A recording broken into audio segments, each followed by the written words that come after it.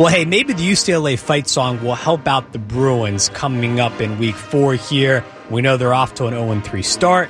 A bit of a rough go of it here as of late.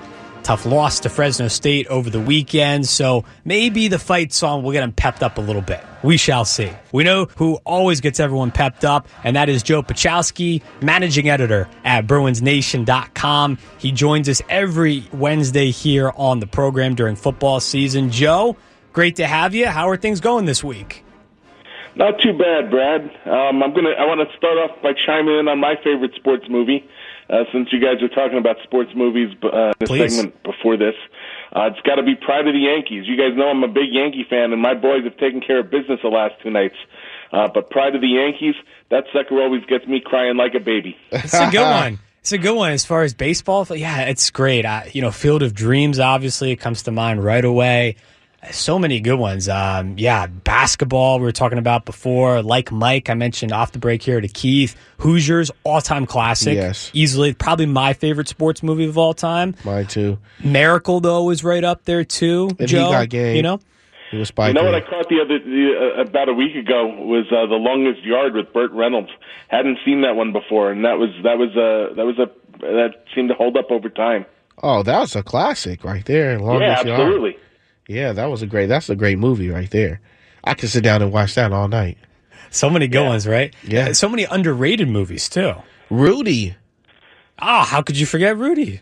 I watched Rudy just the other day. Yeah? Oh, man. Rudy, I can sit back and watch that. That's one of those movies where if it's on TV, you'll just kind of watch it. You know what I mean? I think it kind of falls into that category. Yeah, it's a great movie. And hey, you know me, come the last week of the season, Notre Dame's my favorite football team. Oh, yeah. No question about that. Obviously, when they go up against the Trojans, a little different story when they're taking on your Bruins, right, Joe? Absolutely. Well, that won't be a game, Joe, just to let you know. So, Notre Dame should be taking care of business in that game. I sure hope so. Well, the last time, ahead of ourselves. Right, exactly. We'll take it one game at a time, right? And the last time we talked with you, Joe, we were feeling very confident they would take care of business against Fresno State. We had mentioned how that program is starting to get back on track, and maybe even a little sooner than we anticipated, because they really stuck it to the Bruins on Saturday. It was a brutal game in many, many different respects. After the game, you have parents of current players on the team coming out and criticizing Chip Kelly. Your take on what went down on Saturday and some of the ramifications that it caused. Well, not just any parents we're talking about here, Brad. We're talking about the parent of the current starting quarterback, Robert Thompson. Is his name. He's the parent of Dorian Thompson Robinson, and he came out pretty harsh on Chip Kelly over the weekend after the Fresno State game. He put out a series of tweets which totally ripped into Chip Kelly, this is after he had turned around and sent out some tweets that were actually supportive of the team. He was criticizing the coaching, the play calling. He said that the coaching is so bad that it demands closed practices. He called him $1 million coach who bears no responsibility. It was at the very least interesting, a little reminiscent of another Bruin dad in LeVar Ball.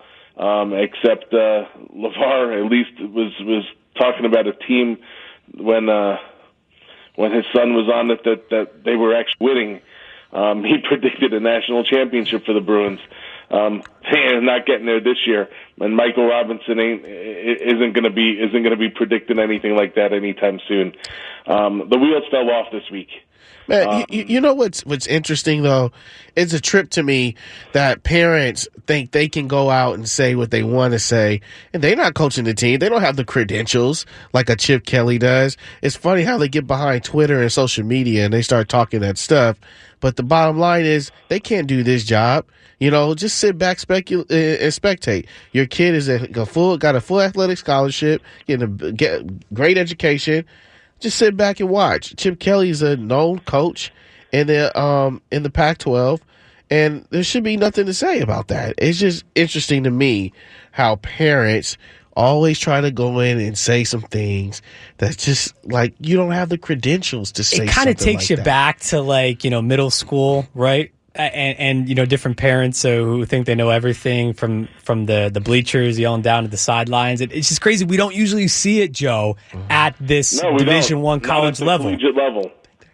No, not at the college level. You don't see it. But I think we're kind of witnessing something that may be becoming a trend, albeit a disturbing trend, where parents suddenly have this, are recognizing that social media gives them a microphone that they may not have had in the past, and they're not afraid to use it. Personally, I think it's kind of disturbing. I mean, I would hope that they would have something internally where if a parent's got a complaint or a disagreement or something with the way things are being done, that they can call up and talk to somebody at the athletic department and work through whatever it is. But to turn around and put that out in the public, I mean, Chip Kelly, I think, handled it the right way. He basically said, he can say whatever he wants, but it's not going to change anything. Hopefully, the one thing that does get changed is hopefully his son really needs to sit down and ride the bench a little bit, because Dorian was only 10 for 24 last week for 151 yards with 2 interceptions, and I'm just hoping that finally gets Chip Kelly and staff to turn around and say, you know what, it might be too soon for him, and we need to take another look and maybe give Devon Modster some snaps next week against Colorado. Maybe even start him for the game. Modster played well last year when he was called upon to come in for and cover for Josh Rosen when Rosen got hurt. But Tom Robinson so far has not gotten the job done. And it's if you keep doing the same thing over and over again, that's supposed to be the definition of insanity. Well, we're starting to reach a point of insanity in Westwood. What's the status of Wilton Spate? No, nobody seems to know. I mean, it's funny because this morning Chip Kelly actually started off his one of his weekly press conferences. Discussing Wilton, saying he was day-to-day. But the funny thing was that the reporter that was asking was Ben Bulch of the LA Times, and Ben wasn't even going to ask about Wilton, but Chip threw it out there first before he could even ask. We don't know any more than that, and that's unfortunate. But at the same time, I mean, the players do have a certain right to privacy under the HIPAA laws and whatnot, so they can only disclose so much. That's hilarious, though, Joe. Honestly, though, right? I mean, really, we're talking about college sports here, and we have to bring in HIPAA laws into the equation. I mean, it's really ridiculous. UCLA is actually very protective of their athletes in that respect, and so it's kind of surprising.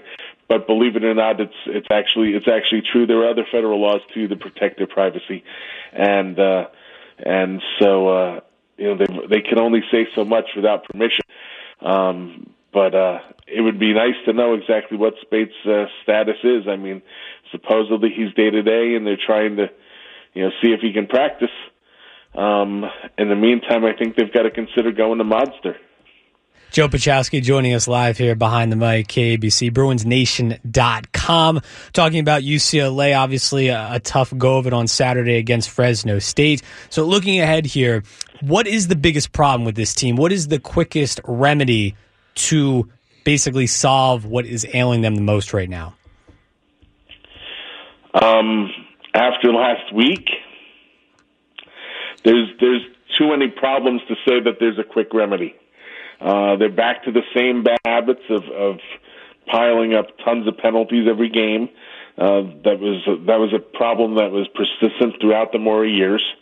So that reared its ugly head for the first time this season. They were up to 11 penalties last week against Fresno State, and and that was kind of ugly. They turned the ball over too much. They weren't effective running the ball. When you go 10 for 24, you're not making the plays on offense. The quarterbacks look terrible, and the linebackers on the inside still need some help. So if there was a bright spot, I'd say it was Stefan Flintoff, the punter, who turned around and unleashed a 70-yard punt in the second half last week that really put Fresno State back into some really terrible field position. But every time the Bruins seemed like they were just about ready to make a comeback, something else went wrong. It's gotten to that point now, Joe, right? Shooting himself in the foot. It's gotten to that point now where we have to give significant credit and praise to the punts for this team, considering they've had a tough go of it as of late. Said it best. Punting is winning, right? It's Behind the Mic on KABC. On the other side, more talk with UCLA with Joe Piechowski. Mike from Fresno, hang in there. We'll get to you. There's room for you as well at 1-800-222-5222. We're back in a flash. Back to the phones now as we bring back in Joe Piechowski, BruinsNation.com, continue our discussion on UCLA. And Joe, just kind of looking forward here now. Chip, I mean, 0-3, this is really, I believe, worst-case scenario, right? No one had him starting 0-3. Is there any concern at all about any type of job security, or are we being way too premature? Not this year. Yeah. I mean, I was one of the first guys to get on the to jump onto the Mora's got to go bandwagon. I was there right after he lost to USC the first time. He made some changes to his coaching staff, and that seemed adequate at the time. And in reality, it just wasn't going to be enough. But with Chip, he's got a 5-year contract. UCLA is not going to want to pay that out. I don't see any chance. He could go 0-12 this year, and I don't see them replacing him this year. Hey, they've got too much money invested in him in the long term. Now, if he goes 0-12, you might have a good argument there. But I don't think it's going to convince Dan Guerrero to make that change. Dan Guerrero is generally very slow on the trigger. Dan's the UCLA athletic director. He's been very slow on the trigger. I mean, look at it. Look at basketball, for Pete's sakes. He's still got Steve Alford coaching there even though there's no way he should have been back after the debacle the year before TJ Leaf and Ball got there. So I mean, he's been real slow to pull the trigger. Plus, I mean, here's a guy. Guerrero's a guy who's just over a year left on his contract. He's getting up there in age. He purposely, it looked like, set up his contract so his contract would expire on December 31st of next year to ensure that he's there for UCLA's centennial. I think he's going to be all set to go off into the sunset after that, and I don't think he's looking to hire any more coaches with a possible exception of basketball. He's already hired 4 football coaches.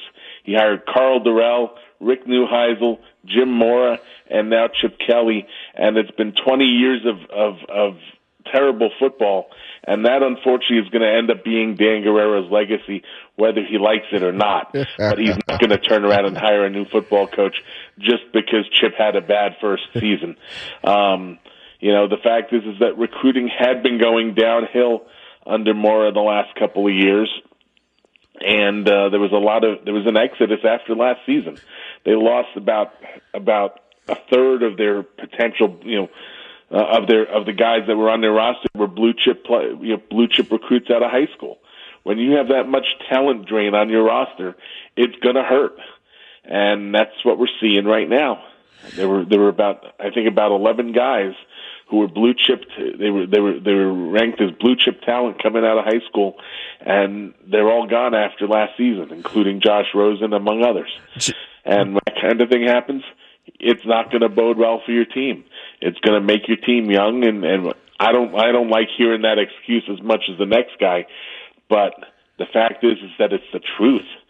And the big questions at this point are, can Chip Kelly win next week against Colorado? Now that's going to be a tough call going into Colorado, playing in Colorado on a Friday night. But if he doesn't, he'll have lost as many games in 4 games at UCLA as he did in his entire time at Oregon. That's amazing. That's amazing. And this is what I have to say, Joe, it's really, can we just say that it's really unfair for us to, and for people to say that Chip Kelly should be fired and things like that, where he was hired later than any other coach was. So he really he was actually hired earlier than almost any other coach was. Okay. He was hired the end of November. But he had to deplete the whole team. I mean, he depleted the whole team. Yeah, what he did was he came in, he tore down the entire recruiting class and built it back up. Oh, exactly. He tore it down to the bare bones and built it back up. Within the space of 3 months or 2 months.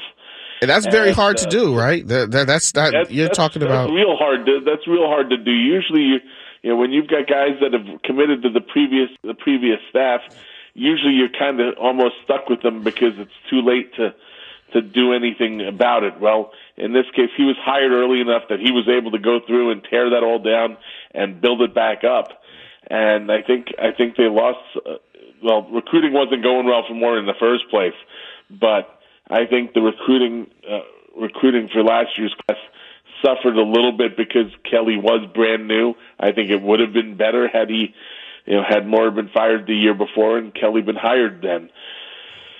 But it is what it is, and and so he's got to have some time. Now, UCLA fans are impatient, and I understand that. It's been 20 years since we've been to the Rose Bowl. I was there. I know what it was like. It was great to go to the Rose Bowl, but it was awful to lose to Wisconsin. In fact, they lost to Wisconsin the last 2 times they went to the Rose Bowl. But the fact is that UCLA fans are hungry. They haven't won a national championship since 1954. Now, if Chip Kelly goes and loses the next 2, well, now we're talking historic starts, because UCLA hasn't started a season 0-5 since 1943. I mean, that's a long time ago. Yeah, that's a really long time. That's 75 years. It doesn't sound like it, but it is. It's 75 years. And that year they were actually 1-8. It was one of the worst years on record. There were a few where UCLA went winless the whole time. There were 3 back in the 20s, 3 seasons back in the 20s. They went 0-5 in 2 seasons and 0-8 in another. 0-5 and 3 in 1924. So that was the last time UCLA went winless. Hey, Joe, and, I gotta ask you really fast: who wins? Yeah. Does UCLA beat Colorado?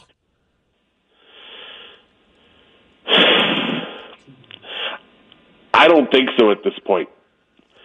Not unless there's some serious changes being made this week in terms of personnel. Well, fortunately for this Bruins squad, Robinson starts next week, it's another loss. Yeah, I'm with you on that one, Joe. That is not looking promising. We can only hope that Wilton Spate comes back soon. That would be, I think, the preference for most Bruins fans at this point in time. Fortunately, they have the bye week this week, so maybe they can get some things on track. He's at Joe Piechowski on Twitter. The nice thing about this is that we can't lose this week. That's the best part about this week. No more losing. That's true. Hey, no losing this week. Hey, Joe Piechowski, managing editor, BruinsNation.com. Wednesdays with Joe here on Behind the Mic. Always a pleasure. We'll talk to you next week. Take care, Joe. All right, thanks, guys. Talk to you then.